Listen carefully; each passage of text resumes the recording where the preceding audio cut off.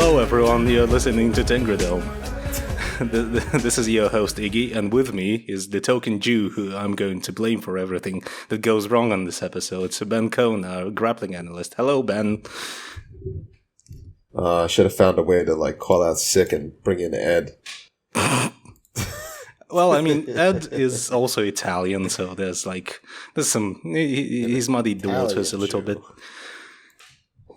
Very clever of him to be born not a pure Jew. Or sure you could find a way to rope in his Italian heritage into the bigotry. Either that, or being born in a remote Siberian village in a country that's currently at war. That was also smart of him not to do that. I mean, you can't fault the decision making there. True. Oh, by the way, I think your mic is currently again picking up from the laptop. Oh crap! How about now? Yeah, that's better. Okay.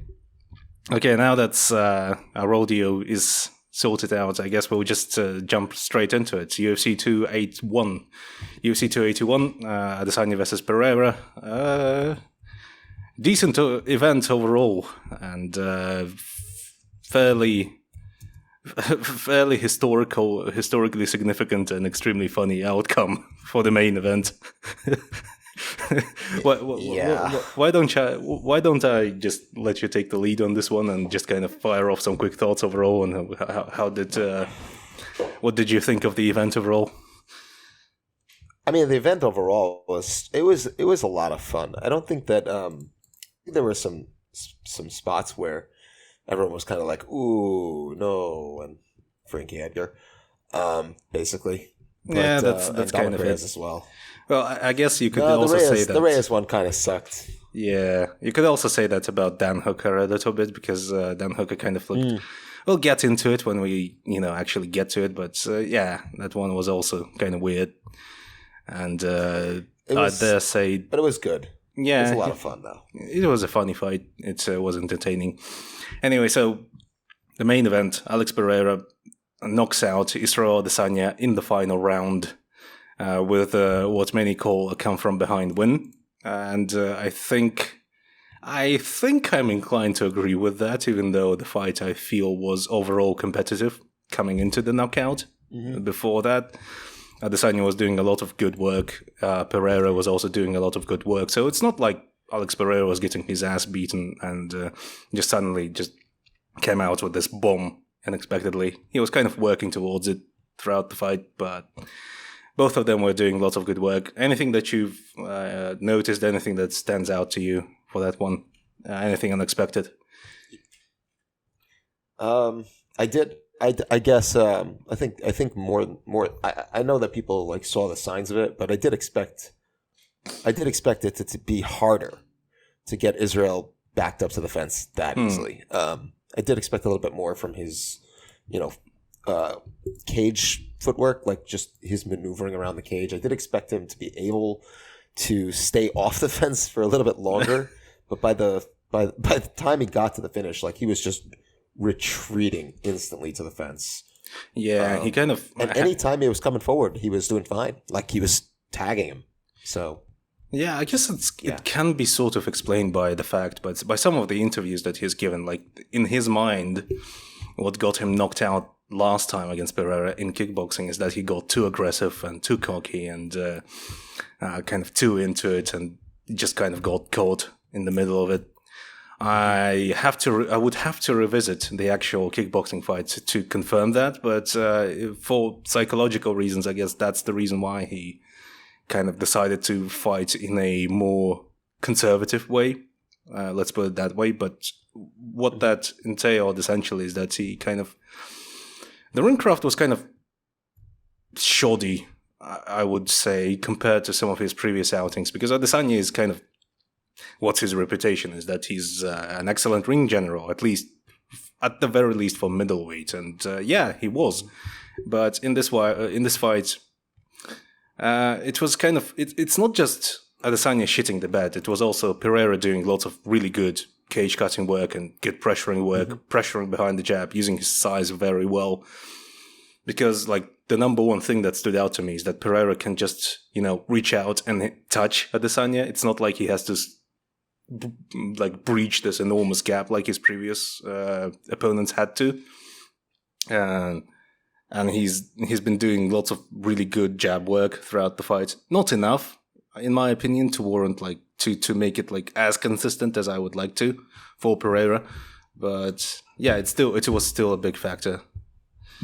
What do you think? Oh, it definitely is. It's a lot harder for Izzy to do what he wants to do when he can't just touch you when you can't touch him, or even the opposite, where your opponent can touch you and you're having a hard time reaching them. The fact that he was making sure to be competitive with Izzy at range, and like you said, it was competitive throughout. Even if Izzy was up, and he was up on the judges' scorecard, and pretty much everyone did have it 3-1 going into the fifth. It's different than the Usman Edwards fight because of that. Even though Leon was making it competitive, there was such a clear victory there, where you did not expect Leon to be able to win. You didn't expect him to be able to finish Usman, and that's what made it so incredible. Got that finish, right? Yeah. But with Adesanya and Pereira, it was different. You kind of even though you're he needs the finish, you didn't have that feeling of it won't happen. Yeah. It didn't seem inevitable that he was going to lose. You were on the edge of your seat the entire time, and that's kind of what makes this fight so much fun. I don't know what it'll be like on rewatch.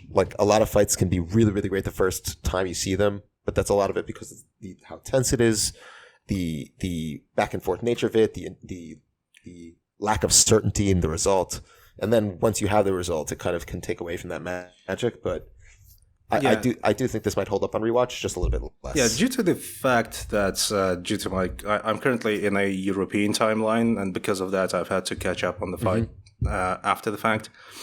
And I kind of I usually just wake up and just look at the results. Some people would call that spoiling yourself, but to me, it just doesn't really matter that much in general. Spoilers don't bother me. And I came into the fight watching it. I knew what's going to happen, and I was still entertained throughout, and I still saw a lot of good work from Adesanya, and I think with the way the fight was developing, I would also see an Adesanya win, were it not for the finish, as weird as it sounds. But also, looking at what Pereira was doing, I was like, yeah, that makes sense. Yeah, he was working towards that finish. As stated before, the range allowed Pereira to just land with jabs and linear strikes. He was also doing lots of really good pressuring work, pressuring behind linear strikes and not just barging in. For example, Robert Whittaker tried to pressure Adesanya, or where he would just leap in and just jump in with these long blitzes, trying to land with the jab at any cost, or with Vettori, who just kind of walked forwards and got his ass kicked. And Pereira was doing a really great job of checking the kicks, which is something that lots of previous opponents struggled against Adesanya. They struggled to do that against Adesanya. This calf kick. It's one of the things Jan did so well. Oh yeah, definitely. Lots of parallels with the Yan loss, in fact. Joe Rogan on commentary talked about how Adesanya, quote unquote, pieced Yan up on the feet, which is just blatantly false, and won through wrestling. And it's just not what happened. First of all, Yan had a range advantage over Adesanya and was able to out jab him, and I would dare say he boxed him up before actually getting to the wrestling. And the kick defense played a huge role in that respect. Adesanya seemed to be keen on trying to clinch up with Pereira quite often and kind of sort of MMA him, I guess, which is a point that was being brought up by many analysts coming into the fight. Adesanya is more experienced in MMA, so why don't he just do MMA? And he did a lot of that, and he won at least one round doing that. He kind of like top gamed Alex Pereira, but mostly because Alex Pereira that was he just kind of took himself down. Something else. Why don't you just break down that sequence? It was literally like Adesanya would have been totally fine just clinching with him against the cage to burn time, but because Pereira was forcing the issue, it's just. I mean, if you insist, all right, fine, I'll fucking top game you. Like, okay. But what actually happened? Like Pereira, I distinctly remember him trying to go for a trip when he was in no position to just to land that. His bad. Feet were all wrong. Like I think his back foot was positioned all the way like to the side, and he was off balance and trying to wrap his front foot around Adesanya's foot, and Adesanya was like in a solid stance with his knees bent, and you're not landing any trips this way, especially like the like this sort of reap that this sort of like I guess a judo reap that Pereira was trying to land, and the reason for that is just the positioning has to be like.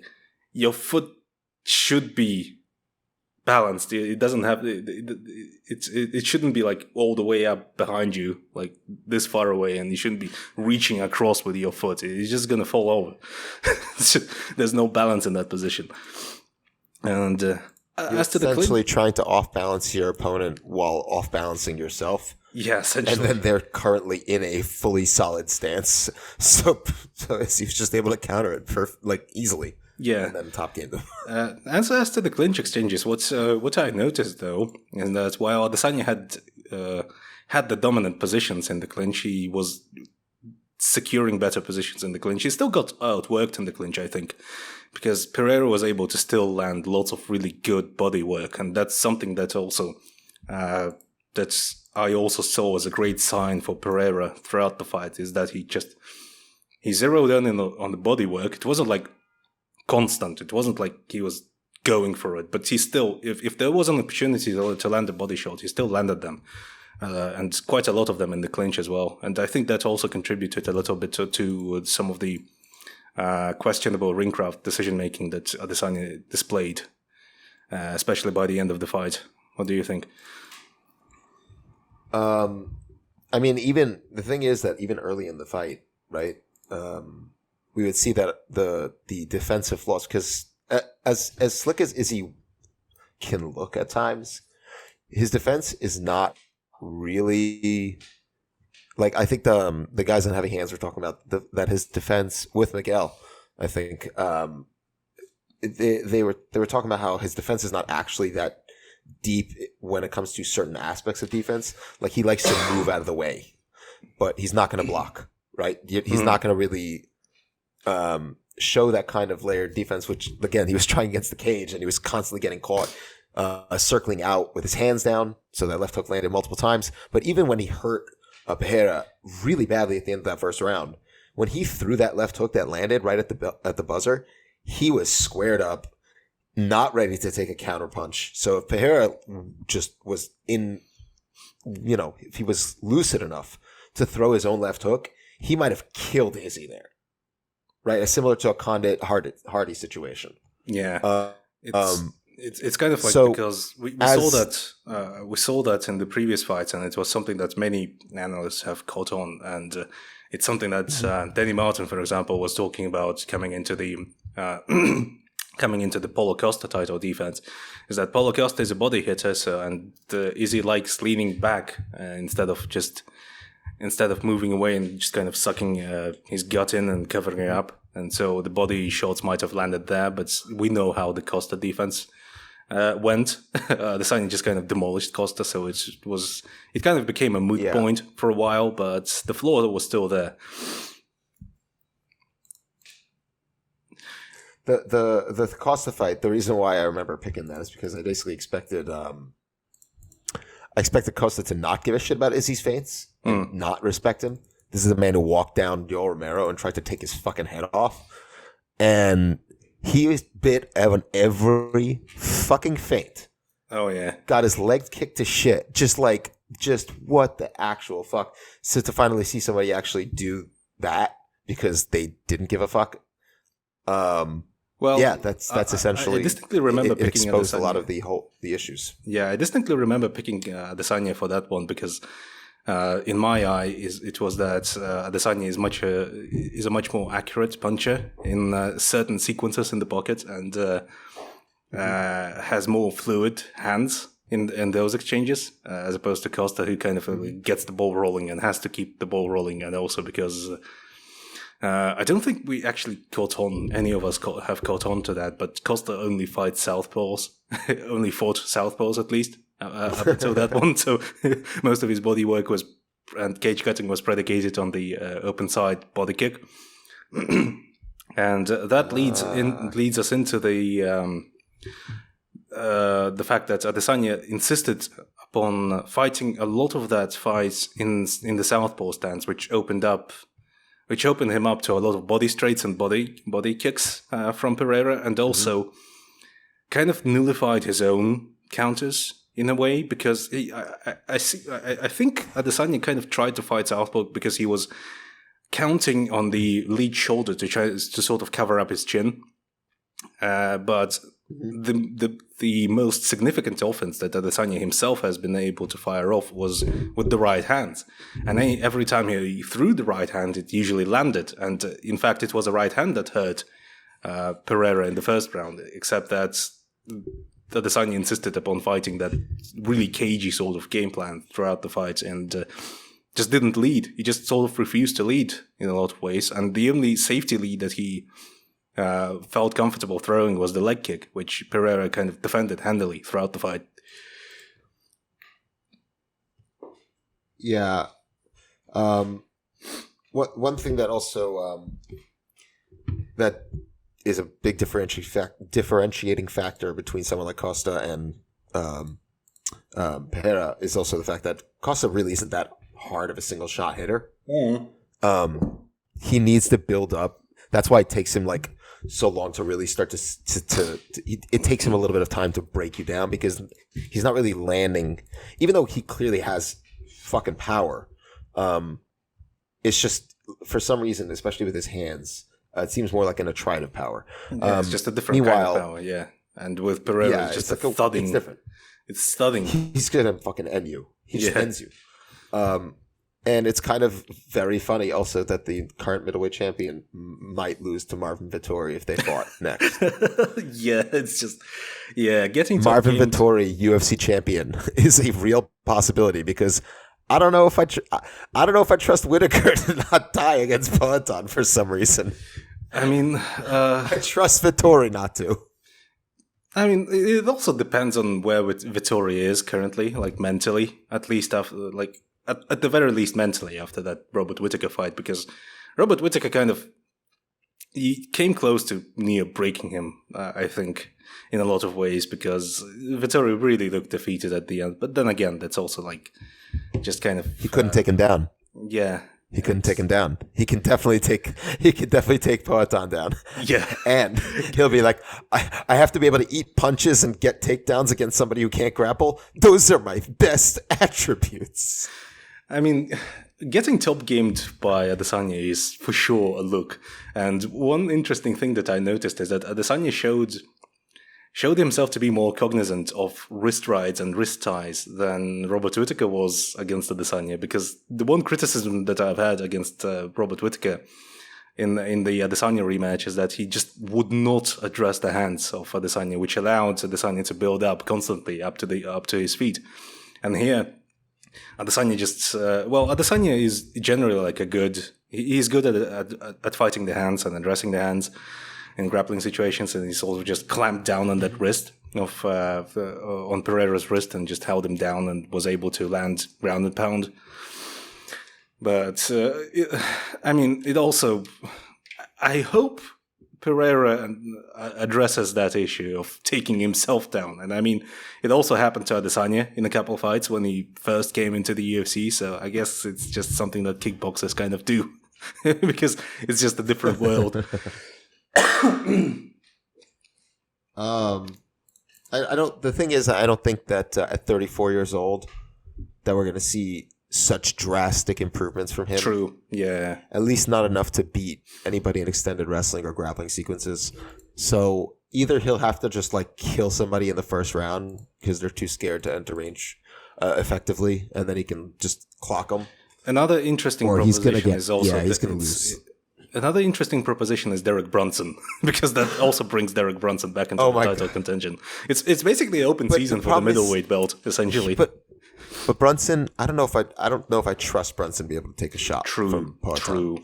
I mean, also, that's the major difference between Vettori and everyone else, though. Like, Vettori is probably unkillable with a single shot. So Brunson was he's been doing well trying to address his usual issues, which is just like sort of swimming forward with his chin up in the air. But it's also an issue. It's still kind of an issue. And everything that Pereira has to do, all he has to do essentially against Brunson is to just sort of sit back and land that counter left hook. And generally, that's kind of like Poatan's entire game, but it's also, I mean, against Adesanya, he showed that he has a process on the feet, and I would hope so, given that he's a former champion. He showed some real craft. They both did. Honestly, this was a great fight. It really was. By any reasonable metric, this was a really, really good fight, particularly for bigger guys. You know. Yeah, it was a breath of fresh air from all the middleweights, the dredge that we've had to kind of force our way through, kind of tough it out. I told everyone who would listen, and it wasn't that many people, that Adesanya, if you put somebody who he's not going to be afraid of the takedown, he will do cool shit. He will fucking fight if he can. If he could just outclass them on the feet, he's gonna look fucking cool as shit, like Paulo Costa. If he is forced to fight back because it's somebody who can force him to fight, he's gonna do some cool shit. Because at the end of the day, the reason why he does that shit is because everyone's trying to fucking grab a hold of him and hold on or take him down and do shit like that. It's fucking gonna cause you to pare your shit down. Yeah, did he pare it down too much? Sure. Yeah. Okay. But also, I kind of get it. Yeah, it's one of the... I'm sorry, excuse me. Yeah, it's one of those things. Still recovering from bronchitis, so my voice isn't what it used to be. Yeah, but... Yeah, it's one of those things where you kind of just... I mean, as a fighter, the only thing you really should care about is getting W's and not, like, being entertaining or something. Which is obviously still... a huge priority if you want to be popular, but it's not as important as, winning fucking fights. But one thing, before I forget, before we move on, I guess, is that people kind of talk about how weird...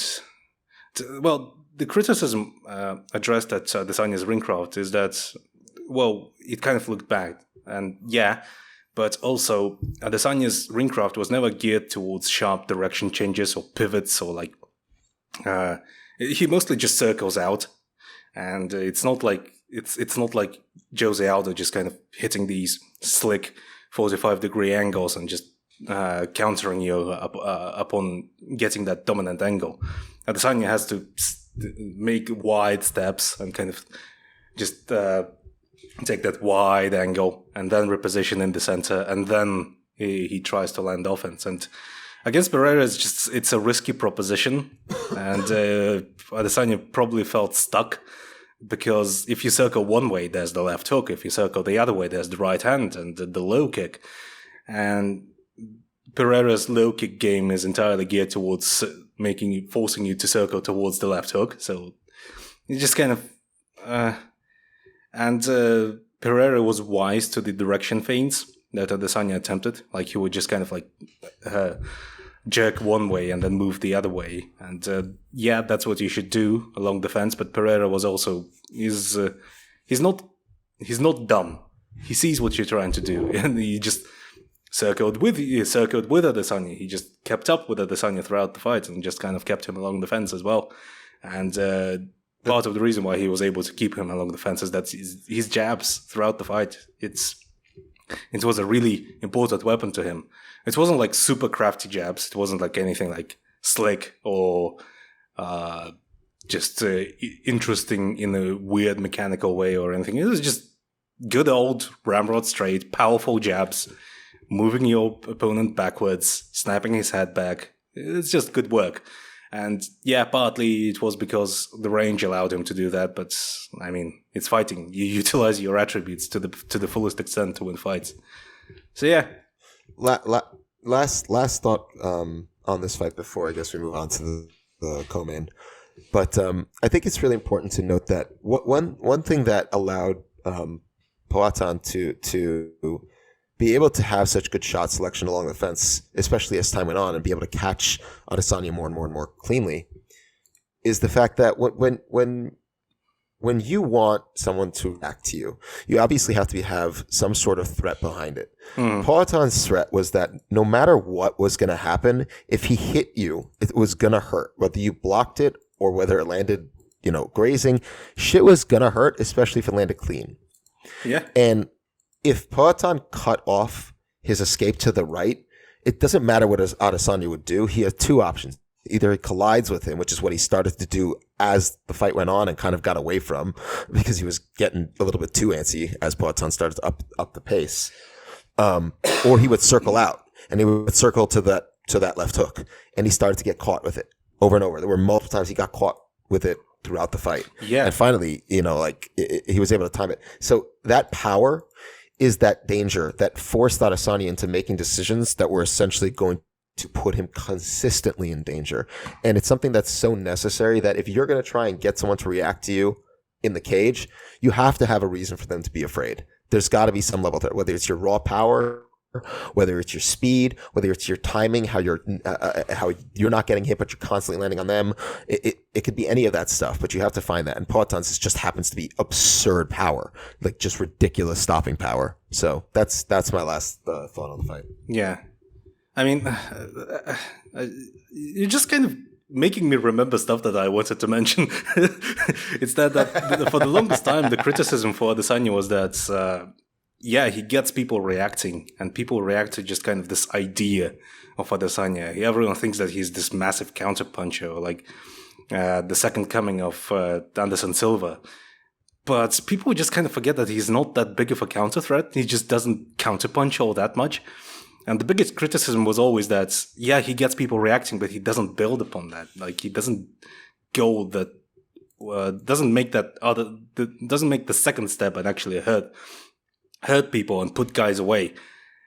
And Pereira just kind of saw through that. I mean, the man fought Adesanya twice and won. So he knows Adesanya and he knows his usual tricks. He's wise to them. And he just kind of sort of, okay, he's feinting. He might throw something. He might not. But I'm just going to stick to my guns and keep moving forward and keep trying to land shots. And that's the most important bit that a lot of fighters facing Adesanya have seemed to just kind of... I guess they seem to have bought into the hype overall, I guess, is the way I would put it. And just...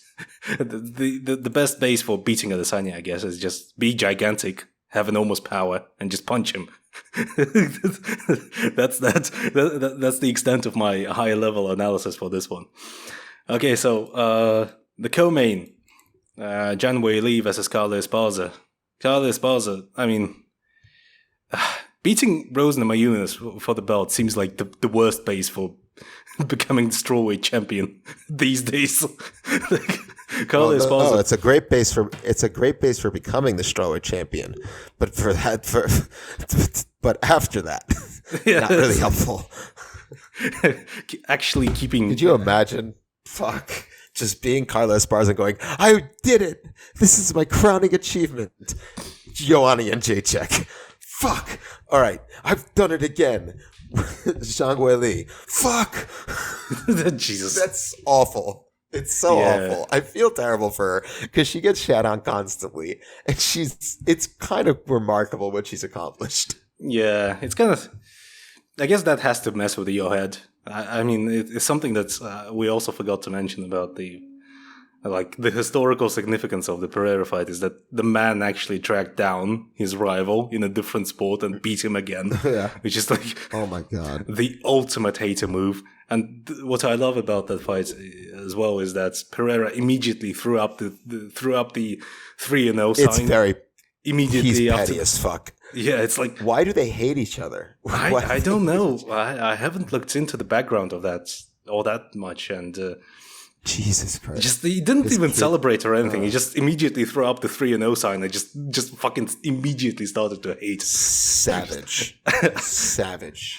Yeah, we're back on that fight, but yeah, we got to speaking about savage. The one thing that annoys me is that the reactions of everyone, like, "Oh my God, the man from an uncontacted tribe in the Amazon River," and there was like ESPN posted in Connecticut. Yeah, ESPN posted a video of Pereira enjoying a post-fight pizza, and the caption was like, "Nothing tastes like post-victory pizza," and the comments were like, "I bet this is the first time he's even tried pizza." Fucking, the guy grew up in Sao Paulo. For fuck's sake, come on. Where the fuck lives in? Okay, he currently lives in fucking Connecticut, bro. It's not like he's living in the fucking middle of nowhere in Brazil. He lives 2 hours from New York City. I could go to his gym. It's not far from where I live. I mean, first of all, he defended his belt all across the globe in essentially every major European city and in American cities as well. And he's been to New York before. He's been to fucking New York before. We somehow ended up back on the main event. We have to focus on the co-main. Oh Jesus! I mean, this is just like this. Listen, it was an ass whooping. It was an expected ass whooping. Now it'll be either a rematch with Rose or maybe a rematch with Andrade. Either way, it'll be fun. So fuck, like, yeah, Whaley. She's kind of brushed up on her grappling, I guess. You can see that she focused on developing a finishing threat on the ground, and which is a criticism that she has addressed from the previous Rose fight, that she lost, I think. I don't actually remember. I just kind of zoned out throughout the fight. I didn't pay that much attention. And I just didn't watch Esposa Rose 2. Because I didn't care. I'm going to be perfectly honest. I never watched... I wasn't watching live. So when I heard how bad Esposa Rose 2 was, I was like, I'm not going to put myself through this. There's no reason for it. It's not really going to teach me much... that's going to be meaningful going forward for either of their careers. Carla Esparza versus Rose Namajunas no, I'm not going to watch it. I know it's not the same as their first fight where Rose was psychotic and will literally just do the most ridiculously low fight IQ shit because she had 3 fucking pro fights. So whatever, fine. And Esparza was like a way better wrestler, so she just beat the shit out of her. Like, fine. Cool, Yeah, but I'm not going to put myself through that second fight. Watching the highlights, the highlights in enormous quotes, it just seems like an example of just kind of I don't know how to call it. I guess misogynistic cornering, misogynistic coaching. Just both girls striking from way outside the range at which they would reasonably connect and just hitting it over and over again. And Trevor Whitman, I guess, somehow, for some reason, was kept insisting that Rose keep fighting that same way and encouraging her. I don't know. It's weird. But to focus on this fight, would you like to break down some of the grappling sequences if there was anything that stood out to you or caught your eye as cool or something? I really like the way that Zhang Weili, the way she used her strength in a lot of those positions, because she was very clearly the much more physical of the two women, and it showed. One of the things that I think is kind of lost sometimes is that, and can oftentimes happen in the gym, which is something it doesn't look like Weili has an issue with, is that they kind of like, if you're the stronger person generally when you're rolling with somebody, you're often told like you try not to use it, and that can oftentimes lead to people even with who have physical advantages can sometimes not employ it properly. If you're in the midst of getting reversed, one of the most effective things you can do is just really clamp down really hard, especially in those early moments when they're dry. They're not going to be slipping and sliding as much. You saw how hard it was for Carla to really go through those rotations to try and reverse Weili. So I thought that was actually something that I really liked to see, that allowed her to kind of like keep going with those positions. Essentially shutting down the momentum as it goes, and you have to restart it. That's one very specific thing that I really like to see. And like oftentimes you don't see, and you really only see it in like pretty well schooled grapplers. There's obviously mistakes she's making because those positions probably shouldn't be happening in the first place when you have such an overwhelming physical advantage. But again, I'm not sure how experienced she is. I don't know how deep into her career she is. I know she has a lot of fights. I don't know if she's like 3 or 4 years and just was like fighting 6 times a year at one point or not. She spent a lot of time on the Chinese regional scene, and it's just kind of sure, she got a lot of experience fighting there, but it's also not a very high level of opposition. So I guess that's kind of part of the reason why some of the areas of her skill set seem to be somewhat underdeveloped. She's officially a pro since 2013, so it's actually really interesting. Yeah. She only really started fighting in earnest in 2016. Yeah. But the finishing sequence. So Esparza shoots a sort of a desperation takedown, which was... Mm-hmm. It was obvious from the start that Esparza did not feel comfortable striking with Weili on the feet at all, and she did not enjoy the protracted clinch exchanges and did not wish to get bogged down in them. So sort of short a desperation takedown.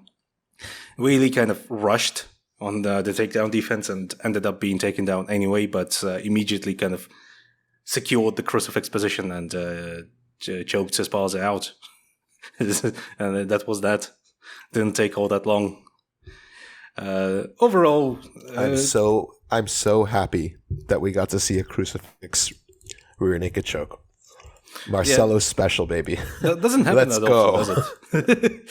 No, it doesn't. So to see that for a championship fight, hell fucking yeah. Marcelo's shit works, baby. Let's start to see some X-Guard in the fucking UFC already. Yeah.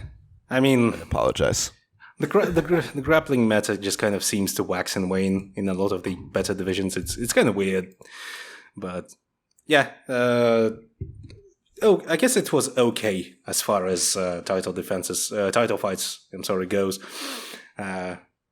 Go and I like a good mauling. I like a good mauling compared to I thought in terms of like compared to some of the title fights that we've got in women's MMA. That was okay. I'm fine with it. I'm happy with it. I'm happy it went that way. I mean, I actually would say that a lot of the women's title fights have been pretty fucking awesome. Like if you actually think about like Ioane and Jacek's, pretty much all of them were pretty fucking crazy. I mean, that's in Jacek. Jacek is just the greatest. I mean, yeah, but like Rose has had some solid, some good fights. Andrade, like the title picture for strawweight has been pretty fun generally. Well, yeah, strawweight is basically and when Rousey was fucking.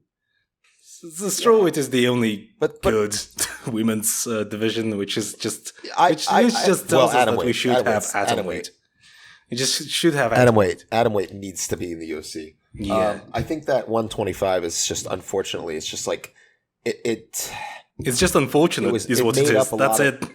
Yeah, I think it's kind of annoying because I felt like at 135 we had some real potential, and I think we still could, but like it's this is one of the things that was discussed by Julie and I. Yeah, is that. The UFC does a shit job with these divisions. Oh yeah, It's so bad. It's not right, and it's stunting the growth. Like if you look at it, like from like she said, she's like if you look at it 10 years ago versus now, it's night and day. Like the best of the best in the women's divisions right now, it's not even close. She said I was considered like a relatively, top 25-ish fighter. Like now I wouldn't even fucking like what are you talking about? So like yeah. But at the same time, like think about how much, and this applies by the way to the men's divisions too. Think how much farther this sport could have gone. But yeah, I'm fine with moving on to Poirier Chandler because I would dare say that it was the best fight of the night. Also, just straight up fight of the night, and I see that Dustin Poirier and Chandler have received their bonus, which is good. Performance of the night went to Wei Li and Pereira, which is I guess. Yeah, okay, I guess that's fine. I hear that. I mean, like they kind of yeah, for very different reasons, obviously, but yeah. Pereira would contest, but go. Whatever. Because he wasn't he did a good job, but not that great of a job. It's just I guess it's just for the knockout. Yeah, he gets it for the knockout. Okay, so Dustin Poirier versus Michael Chandler. Obviously, just fucking insane fight from start to finish. Right out of the gate, Chandler comes out like a bat out of hell, as he's wont to do. It just kind of turns into chaos. Dustin Poirier landing good shots right out of the gate, because Chandler is pressing the issue so hard. Chandler hurting Poirier really badly, but because he just kind of went hog wild and started winging punches, and Poirier was able to weather the storm. Drops Chandler closer to the end, drops him really hard, just demolishes his nose. That fucking punch was so fucking awesome. He fucking swatted him. He swatted him like a fucking bug out of the midair. He's like, get the. Chandler was just basically sort of like barging in, like usual, just exploding into range, and Poirier just bam, whacks him, or just meets him with this enormous hook, flat on his face, flat into his nose. Chandler's nose gets flat and just splatters blood all over the place. Chandler keeps bleeding throughout the fight. That was amazing. Yeah, it's insane. That was absolutely fantastic. Like what a fucking first round, and then Chandler comes out, takes him down. Well, Dustin fucking cheats like a motherfucker. Dustin again attempts to just jump on a ghillie. Oh God! I wanted to block that from my mind. Because of course he did. Of course he fucking did. Chandler just grabs the moment Chandler touches Dustin Poirier's hips. Dustin immediately jumps guard and jumps on the ghillie, and obviously does not get it. And it's something I discussed with Vel actually. Where for those wondering, Vel is a patron. He's a patron from our Discord, which you also may join for $5 a month. Anyway, please continue. It's dope. We were discussing, and one of the things I pointed out, I'm like, I wouldn't be shocked, especially like early on in his career, if the guillotine was something that he just really would fucking kill everyone with in the mat, like in the training room. Yeah, I wouldn't be surprised.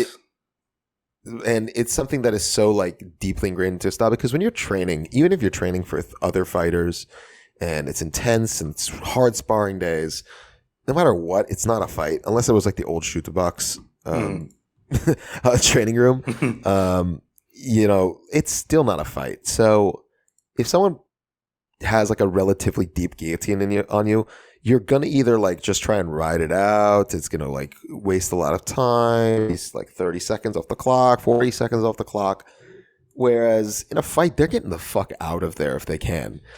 So if you just sit back for a guillotine, your position's not good, they're going to be fighting like hell from the second you do it, for the most part, especially at a certain level. So and you're putting it against really good grapplers too. So that's, I think, where that comes from potentially. Or just fucking like, it's got to be a safety blanket for him in some capacity. Mm-hmm. That's what I think it is. You wouldn't do it if there wasn't some basis for it in your mind. Because, to do otherwise is just kind of like a weird sign. It just really makes me question your fight IQ, but what are you going to do? So Michael Chandler clamps down on Dustin Poirier.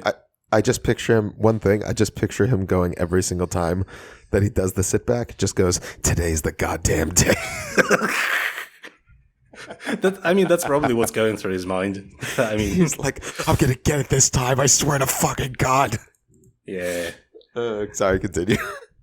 Yeah, so Michael Chandler clamps down on Dustin Poirier, just sort of like laying praise, lames it out for a little bit for like a third of the round at least, and good for him. Yeah, and just kind of finds the spot along the fence as Dustin Poirier tries to wall walk his way up, and it was full Brock Lesnar. Yeah, and then just cheats the fuck out of that sequence. It just cheats his entire heart out. First, he blatantly fish hooks Dustin Poirier, just clamps his jaws. It's just shoves his fingers into Dustin Poirier's mouth, hinges his jaw, hinges his jaw open, and then just sort of like cranks on it to bring his neck up, and tries to get the choke from there. It was blatant. It was absolutely blatant. And Tandan was staring directly at it and did fucking nothing. Just looking at it. Afterwards, they change positions. They switch positions.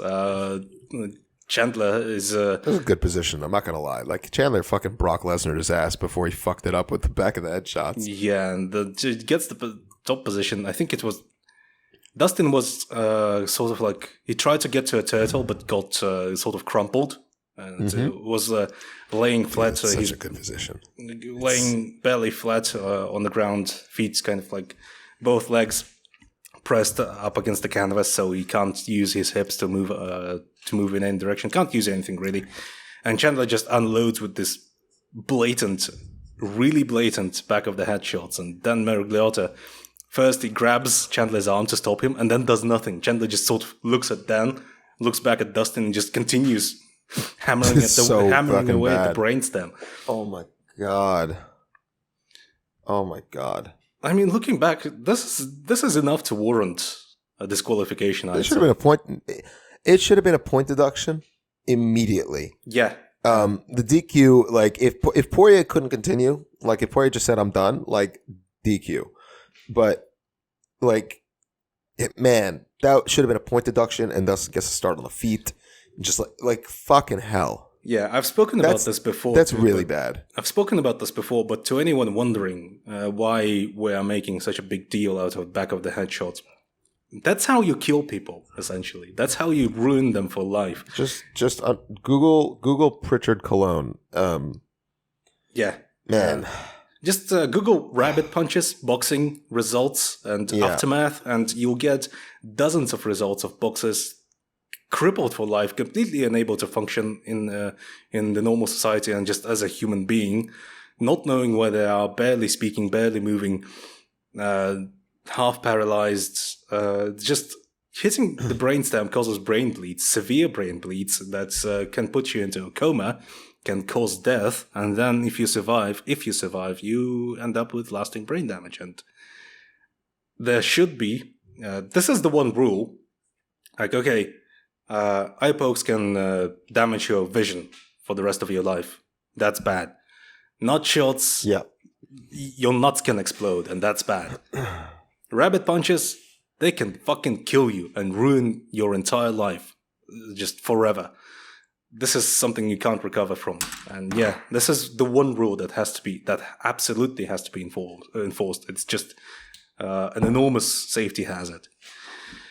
Anyway, Michael Chandler is a piece of shit for that. He's also unapologetic. He came out with a statement that he's saying that, oh, I'm no cheater. And like, I mean, fucking, if you want to cheat, at least own up to it. I mean, if you cheat and it works, then I guess that's kind of whatever. If you ain't cheating, you ain't trying. But if you cheat, you lose, and then you deny cheating. That's. There's video footage, Michael. We have video fucking footage of you repeatedly slamming the back of his fucking head and fish hooking him. What are you talking about? Yeah. I mean, yeah. Also, that fucking sequence to actually get the finish and the choke was dope. Oh, yeah. So third round That was comes. sick. The way he Dustin blocked Poirier- his foot as he tries to, yeah. Dustin Poirier comes out extremely mad for obvious reasons. Just angered, and he stayed angry after the fight, and I do not blame him. So, yeah, walk us through the finishing sequence. Actually, this is your area of expertise, after all. I was more focused on the back take itself, but like the two things that I would want to point out are when he's actually like when Chandler's trying to control his back or take his back, you see Dustin actually block the foot from coming over. One of the things that Chandler was struggling with was that Dustin was kind of like too wide for him to really get both hooks in. It was a struggle he was having pretty much throughout the entire fight, which is why I think he was so desperate to get that choke in the first place, because like he finally had like a solid, secure back position, and it didn't fucking matter in the end. Listen, there are benefits to being a 5'6" ball of muscle at lightweight who weighs probably 180 pounds in the cage, and there are downsides, you know. So he that was one thing, and then during the actual choke sequence itself, you know, TP Grant actually shared a clip of this, and I really liked it. It was showing how you like pull the forehead to open up the neck in jiu-jitsu. And it's like, this is what you do if you want to be if you want to maintain a friendship in jiu-jitsu. And then TP retweets it, and just with the clip of Chandler Poirier and goes, this is what you do if you don't want to be friends. He's just raking the face. Just fucking crushing it. I'm just like, yeah, go Dustin. Own that fraud. It's so funny that Michael Chandler is billed as being like 5'8", and Dustin Poirier is billed as being 5'9". Is he really? Yeah, and then you see them in the cage, and Dustin Poirier is like a fucking head taller than Michael Chandler. It can't be. There's no way they have the balls to do that. Michael. I mean, go to Michael Chandler's topology page and the Wikipedia page, and he's billed as being 5'8", and he is not.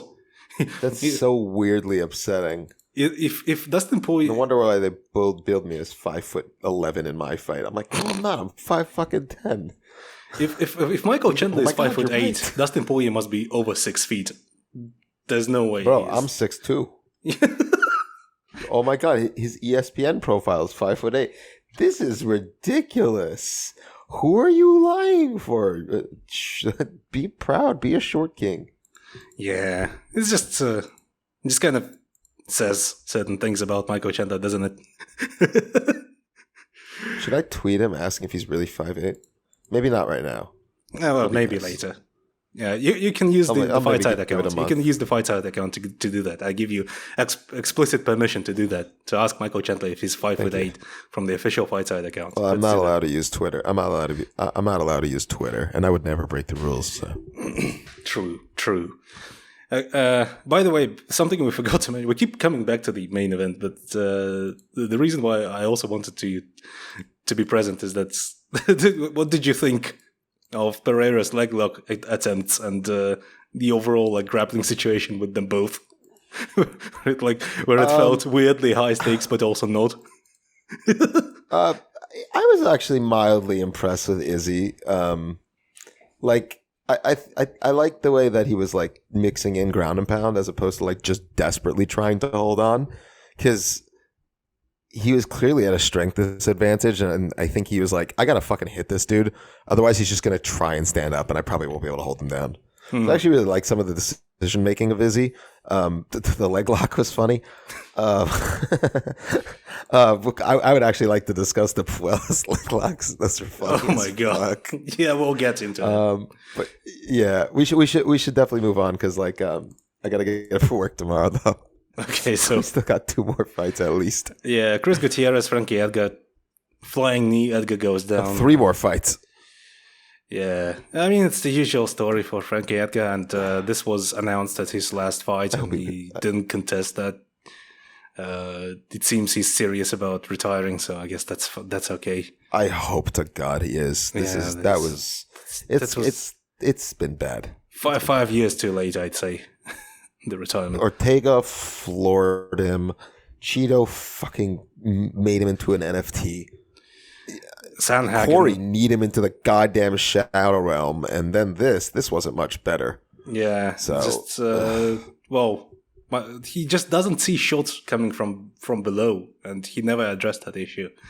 And it's just three, like 2 knee KOs in a row and 1 front kick KO in a row added to the mix, and it's just not great. It's rough. Doesn't say a lot of things about Gutierrez, but I guess it's a scalp, whatever. Edgar, obviously an amazing career, legit pioneer in the sport, but high time to hang it up. So Dan Hooker versus. If you've never seen one thing, if you're a newer fan and you haven't gone to watch the Gray Maynard fights, go watch the first, second, and third Maynard fights. Go watch Frankie's title run. You treat yourself, because that man was genuinely one of the best in the world for a really long time. And to do what he did at lightweight, considering the fact that he would be probably a above average sized flyweight modern times. Yeah. What a legend. So thank you, Frankie. I mean, he this fight was contested at bantamweight, and Gutierrez looked like he was a featherweight. It looked weight like class bigger. Yeah, crazy. It looked like a bantamweight, an actual bantamweight fighting a featherweight. That's what it looked like. And Gutierrez, he's a bantamweight as well. It's just nuts. All this, everyone's just keeps fucking getting bigger. It's insane. Anyway, Dan Hooker versus Claudio Puelles, and what a fight! What can you say? Puelles was built up as Ryan Hall, but good by the commentary booth. He certainly memed, and Dan Hooker fought the most. I'm happy that they gave Dan Hooker okay, this guy won't hit you. Like you might, maybe you'll get subbed, but your brain will be okay. Yeah, and Dan's just like, thanks, guys. It was kind of sad because Dan Hooker looked slower than ever. Looked like the way that it's been described to me by hope that his chin can hold up. Yeah, the way it's been described to me, it's like looking at a fast guy fighting underwater. That's how it looked. And Puelles, he was being built up as Ryan Hall, but good. Ryan Hall, except that he can strike, but he showed up as Threum had put it. It's just Ryan Hall. He's Ryan Hall, but he's Ryan Hall. Hey, Ryan Hall can at least threaten with some spinny kicks. I guess. Yeah, so... Hey, he knocked down a very, very old Gray Maynard. Wait, no. Who did he knock down? I don't fucking know. I don't remember. Okay, so... It did happen. There's I swear to God, Ryan Hall hurt somebody with a spin. Oh, it was Darren Elkins. Oh my God. He beat the fuck out of Darren Elkins. That's what happened. Yeah, so he fought, coming into this fight, he fought Jordan Levitt, who is awful, Grutemacher, who is ancient, and fucking Clay Guida. There's your fucking win streak coming into this fight. I broke down that knee bar of Clay Guida. It was really nice. But also, Clay Guida's definitely going to grapple. So... He's definitely going to grapple, and he's also 500 years old. So what can you even say? Yes. Yeah. He's got 158 fights. So. Yeah, so then Hooker just kept taking his leg out and kept removing his leg and kicking Puelles, and Puelles went down off a body kick, and that was that. Good on that Hooker. This should have been a TKO via exhaustion. True. That's also true because not a body kick. Yeah, Puelles just kept. It wasn't the body kick. He just kept flopping. He just wanted to not do this anymore. I mean, it looked like it hurt him because he winced. Oh no, it definitely hurt. Yeah, he was like but see, it kind of looked like he just. If he wouldn't have been immediately released from the UFC, I think he would have tapped due to exhaustion. Yeah. So Renato Moicano defeats Brad Riddell. Renato Moicano showed up in really good form. Looked zeroed in. Great distance control, great linear kicks, great straight punching, pressure. Except Brad Riddell also kind of looked out of it. Just kind of didn't want to be there. It almost felt like it just kind of looked off. And I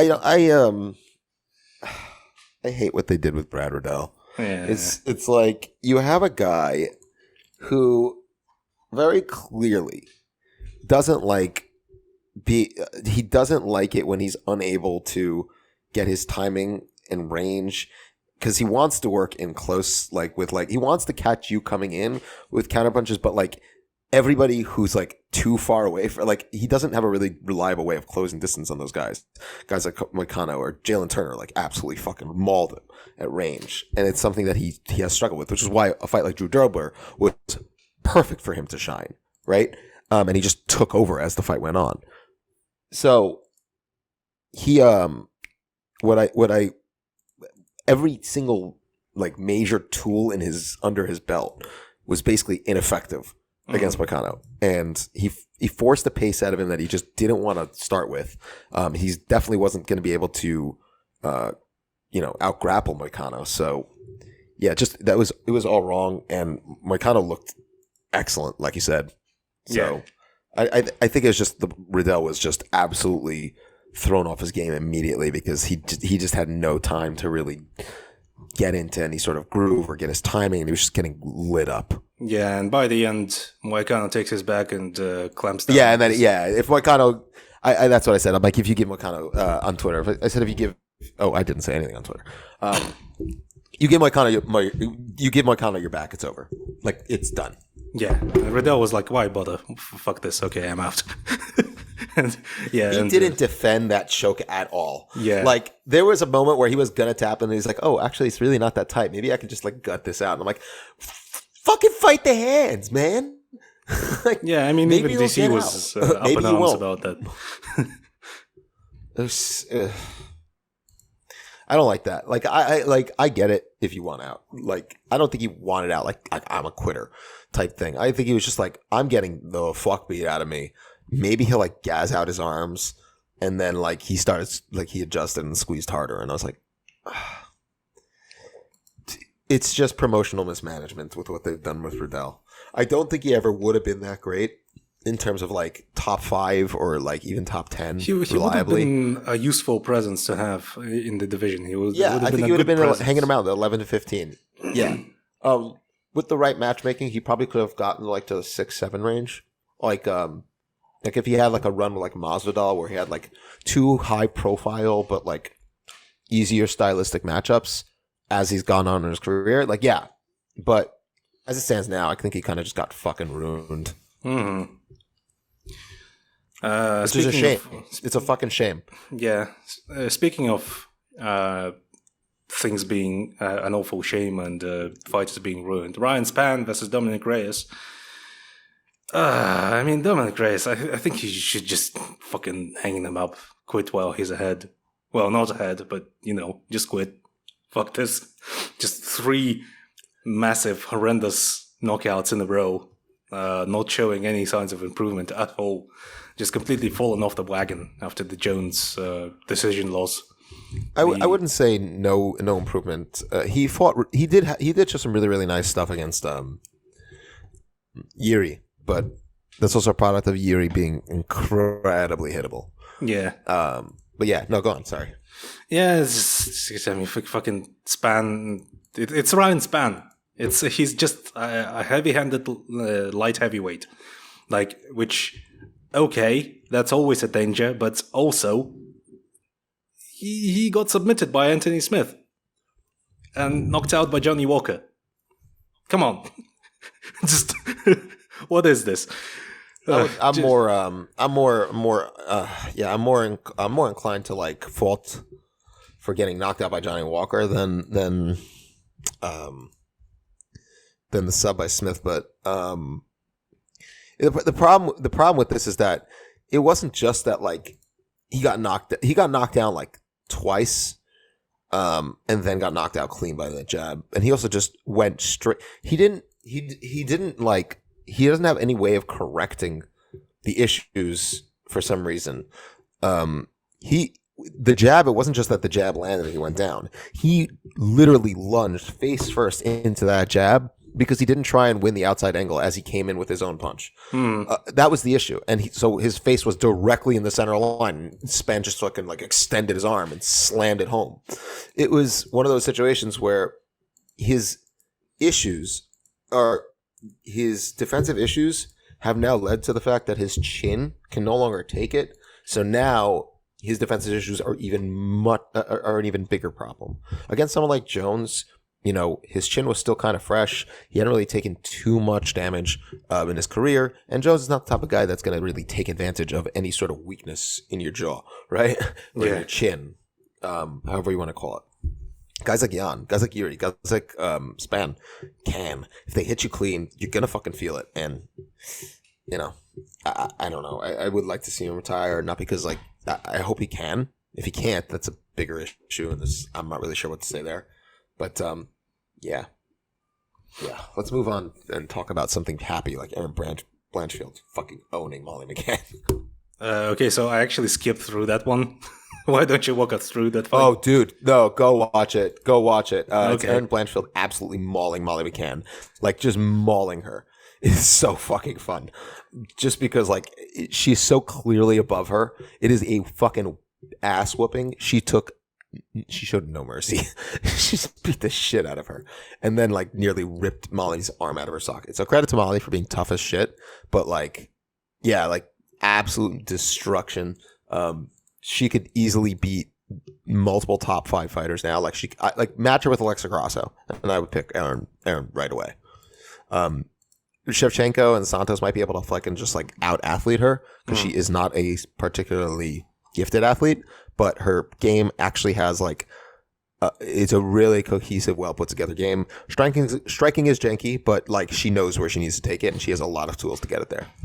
Yeah, which is, by the sounds of it, it's a lot better than what we normally see in that division. You got to go watch her fights. She's actually a really good prospect. She's very young, 22 also. Yeah. Okay, so I kind of skipped through the rest of the card, so I don't have a lot to say about any of these fights. I just kind of watch the finishes, which the amount of finishes on this card, I guess, makes it a fun one. It should be easy. 1, 2, 3, 4, 5, 6, 7. It should be pretty easy upon revisiting 11 finishes. 11 finishes out of 14 fights. And all 5 main card fights were finishes. Yeah. So that's... Oh, dude, you'll just love this shit. You'll love this shit. I don't know if you know this. Matt Frivola fought Adwan Azaitar. Before the fight, he put out a Twitter poll. Should I bang or should I wrestle? He said, I'll do whichever one wins the poll. 81% said stand and bang. And he's like, bet. And fucking murders on him. I saw that knockout. This is so retweets funny. Retweets it. He retweets it and goes I'm a man of the fucking people. Matt Frivola is a fucking madman, and I love him. That's great. More fighters should do that. If you want, if it's popularity you want over longevity, that's what you go for. Do that. Mm-hmm. Oh man! Oh, another fight you got to watch: Trezano versus Sungwoo Choi. That fight was fucking ridiculous. That was the one with the double knockdown. Go watch that one. Okay, sure. Absolute chaos. Okay, I'm also seeing Olberg versus Negamariano. Early KO as well. I guess I'll watch that. Yeah, it's worth it. Yep. All right. So that was UFC 281. I would say that the card kind of over-delivered for the amount of... I guess it's just kind of the doom and gloom everyone felt after 280. Everyone just kind of expected this one to suck as well. Just purely because the previous one wasn't that all that interesting. Everyone talks about, you're just mad because the outcomes were something that you didn't like. And I'm no, look at the card. There's barely any finishes, and every fight went the distance, and it wasn't that great. Most of it. It's one of those situations where it's previous. Your expectations are set oftentimes by the card, how the cards have been preceding it. Mm-hmm. So 280 really put a damper on this because it's oh man, amazing card. Boo. It fucks with it, Yeah. And the next card is going to be Fight Night. Fight Night card headlined by fucking Lewis versus Sergey Spivak. So, I know what I'm not going to discuss or watch. So, and I'm feeling pretty confident. I'm feeling pretty confident in that this card is not. It's not going to be very interesting. Okay, so on a lighter note, Have you got anything that's coming out recently? I know you've been working on some interviews and some articles. I have. I have the. I still got to edit the ADCC for sales again, which it's just an editing nightmare. It's really we went really long, and I think we were all drinking. So,